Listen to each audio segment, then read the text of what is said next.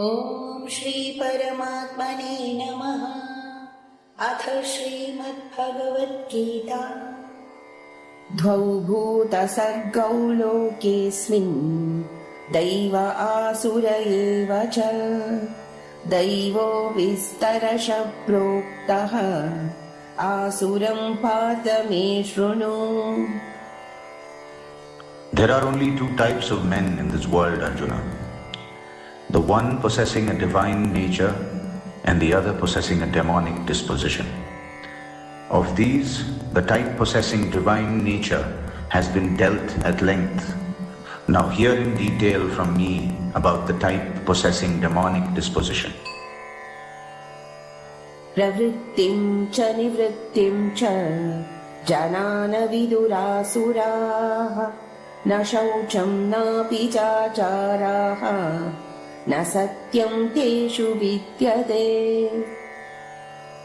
Men possessing a demonic disposition know not what is right activity and what is right abstinence from activity. Hence they possess neither purity nor good conduct, not even truthfulness. असत्यमप्रतिष्ठं ते जगदाहुरनीश्वरम् अपरस्परसम्भूतं किमन्यत् कामहेतुकम्।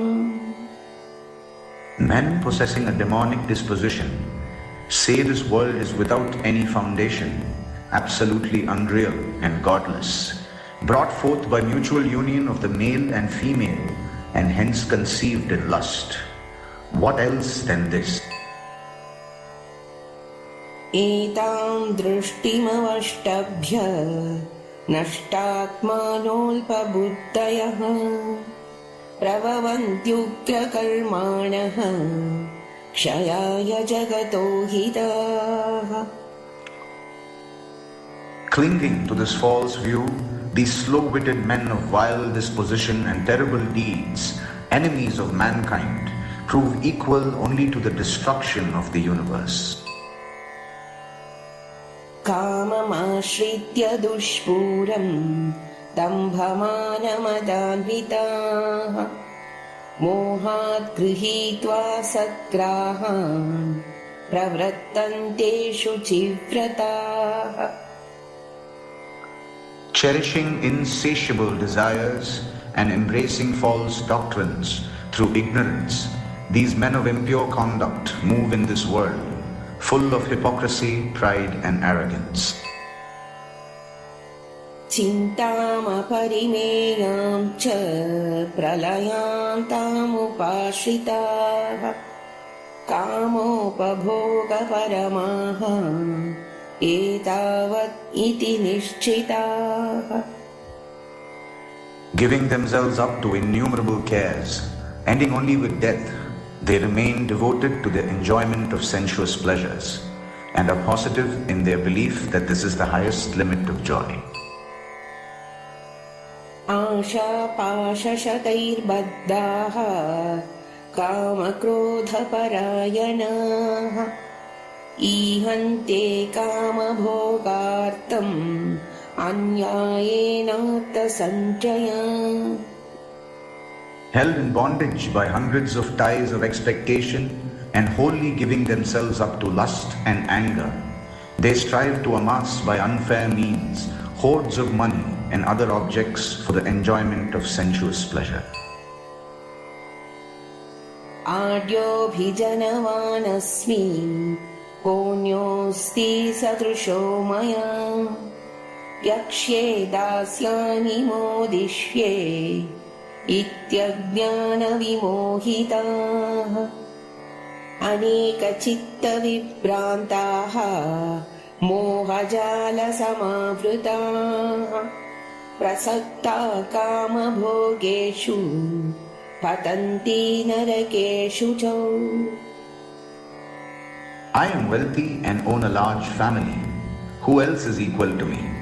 I will sacrifice to gods, will give alms, I will make merry.